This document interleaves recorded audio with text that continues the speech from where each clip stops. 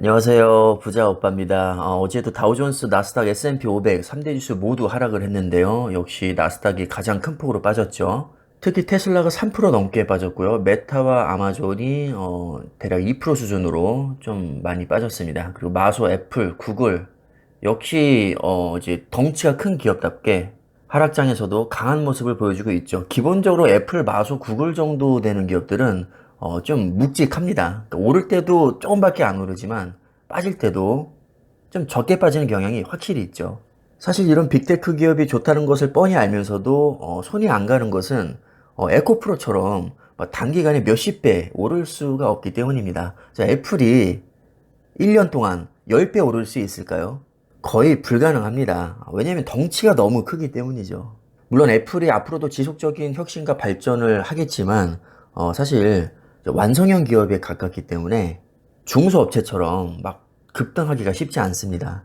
그래서 우리가 TQQQ 같은 종목에 투자하는 거 아니겠습니까? 기본적으로 나스닥 100이라는 지수를 추종하지만 자, 이것을 3배로 좀 더 화끈하게 먹겠다는 거죠. 일단은 나스닥 100이라는 지수 자체는 굉장히 우량한데 지수의 특성이 또 변동성이 작다는 거 아니겠습니까?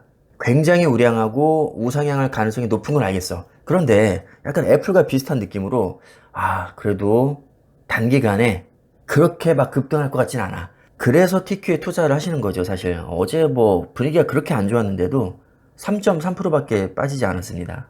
레버리지가 아닌 그냥 개별 종목인 테슬라와 거의 비슷하게 빠진 거죠. 반면에 반도체를 3배로 추정하는 속셀은 6% 가까이 빠졌는데 얘는 기본적으로 종목이 30개밖에 안 될 뿐만 아니라 100% 반도체 기업으로만 구성되어 있기 때문에 변동성이 클 수밖에 없습니다. 뭐 애플, 마소, 아마존, 구글 이런 빅테크 기업도 다 빠져 있죠. 종목수도 적고 체급도 작고 또 경기에 민감한 반도체 기업들만 구성되어 있다 보니까 변동성은 나스닥에 비해서 클 수밖에 없습니다. 이건 당연히 우리가 알고 투자하고 있는 거죠. 조정이 그렇게 세게 온 것 같지도 않은데 역시 세배의 레버리지만큼 정말 순식간에 제 계좌도 수익률이 떨어졌습니다. 속슬 100%, TQ 77%, 불과 2, 3주 전에 비해서 거의 반토막 가까이 난 것 같거든요. 하지만 저는 아무렇지도 않습니다. 왜냐하면 뭐 이 정도 변동성은 충분히 각오를 하고 투자를 했기 때문입니다. 그냥 당연하다고 생각을 하는 거죠. 그럼 어제는 왜 빠졌냐? FOMC 회의록이 공개가 됐는데 인플레가 상당한 상승 위험이 있으니 추가 금리를 할 수도 있다. 이렇게 연준에서 추가 금리 인상을 시사했기 때문입니다.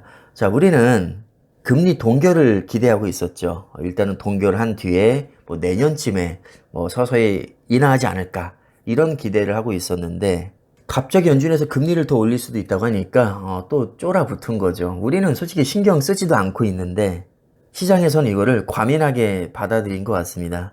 제가 항상 말씀드리지만 장기 투자자들은 이런 이벤트에 일일이 신경을 쓸 필요가 없습니다.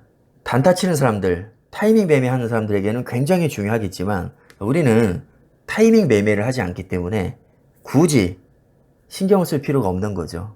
얼마나 마음이 편합니까? 어제 하락으로 저도 꽤나 많은 돈이 증발이 됐지만 전혀 억울하지가 않습니다. 왜 억울하지 않냐면 그냥 당연하게 생각하기 때문입니다. 주식은 원래 오르고 내리면서 서서히 우상향하는 겁니다. 변동성이 싫으면 주식을 안 하는 것이 맞지 주식 시장에 들어와 놓고 징징대는 것은 어불성설이라고 봅니다. 쫄리면 그냥 원금이 보장되는 정기 예적금을 하시면 됩니다. 아무도 주식을 하라고 강요하지 않습니다. 내 선택에 의해서 하는 거죠. 하지만 아무리 내가 선택해서 했어도 일상생활에 지장이 있을 정도로 하락장이 고통스럽다면 비중을 축소하거나 주식을 떠나는 것이 맞습니다. 제가 분명히 말씀드리지만 주가가 하락할 때마다 나는 그 증발된 돈이 너무 아까워서 고통스럽다. 그럼 주식과는 맞지 않는 성격입니다. 주식을 하시면 안 됩니다. 여러분 한번 잘 생각해 보시기 바랍니다. 왜 주식으로 돈을 버는 사람이 극소수일까요? 빨리 부자가 되고 싶은 조급한 마음 때문입니다. 나는 빨리 부자가 되고 싶은데 하루아침에 몇 달치 월급이 증발됐습니다. 얼마나 짜증나겠습니까? 기껏 벌어놓은 거 다 까먹었으니 또 처음부터 다시 시작해야 될 것 같고 나는 당장 다음 주에 2배가 뛰길 바랬는데 2배는커녕 50% 벌어놨던 거 다 까먹었는데 얼마나 짜증이 나겠습니까? 사실 대부분의 투자자는 횡보나 하락장을 견딜 만한 인내심이 없습니다. 자, 이것은 제 뇌피셜이 아니라 실제로 통계로도 나와 있는 사실이죠. 약 3년 전 기사를 보시면 국내 주식 투자자 평균 코스피 보유 기간이 4.9개월. 정말 놀라울 정도로 짧았습니다. 근데 이거는 사실 예전이나 지금이나 마찬가지거든요. 언제 조사를 하더라도 길어야 1년을 넘기지 못합니다. 우리나라뿐만 아니라 다른 나라도 마찬가지고요. 대부분의 개인 투자자들은 1년을 넘기지 못합니다. 이렇게 짧게 투자를 하니 복리는 뭐 말할 것도 없고 수익을 볼 확률 자체도 떨어지고 코딱지만큼 수익이 나도 다 잘라 먹으니 주식으로 경제적 자유를 이루기가 너무나도 어려운 거죠. 그래서 우리만큼은 대부분의 평범한 투자자와는 다르게 좀 좋은 종목에 아주 우직하게 오래 투자해보자. 그래서 막 10년, 20년 장기 투자를 마음먹은 거 아니겠습니까? 자, 그런데 아무리 그렇게 마음 먹었어도 이렇게 조금만 조정이 와도 또 마음이 흔들립니다. 아, 줄 때 먹을 걸. 아, 나 속설 180%까지 찍었었는데 이제 100%까지 떨어졌네. 순식간에 그냥 거의 반토막이 났네. 이래서 익절하라는 거야. 수익을 줄 때 먹을 줄도 알아야지. 이게 지금 상황에서는 사실 익절하는 게 맞는 겁니다. 그런데 문제는 그렇게 익절을 해버릇하면 엄청난 상승장을 놓칠 수가 있다는 거죠. 주식은 매일같이 조금씩 오르는 게 아니라 아주 짧은 시간에 급등함으로써 그 짧은 기간이 1년 대부분의 수익을 다 차지합니다. 이런 속성이 있기 때문에 웬만하면 시장을 떠나지 말라는 거죠. 시장을 떠나 있는 시간이 길수록 우리가 주식으로 돈을 벌 확률도 급격하게 떨어집니다. 근데 아이러니하게도 우리가 시장에 오래 머물수록 하락장을 맞을 확률도 당연히 올라가겠죠. 그래서 이걸 손해라고 생각하는 건데 냉정하게 잘 생각해 보시기 바랍니다.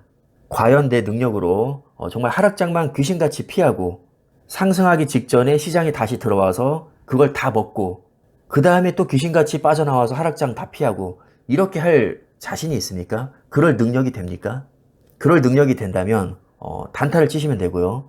그럴 능력이 안 된다면 그냥 시장에 붙어 있는 게 오히려 더 나을 수 있습니다. 본인의 능력을 냉정하게 평가해 보시고 각자 현명한 선택 하시길 바라겠습니다. 저는 그런 능력이 없다는 것을 알기 때문에 그냥 시장에 붙어 있겠습니다. 여러분들이 오해하시면 안 될 게 타이밍 매매가 무조건 나쁘다는 것은 아닙니다. 여러분들이 타이밍 매매를 통해서 그냥 가만히 있는 사람보다 초과 수익을 낼 수 있다면 얼마든지 타이밍 매매를 하셔도 됩니다.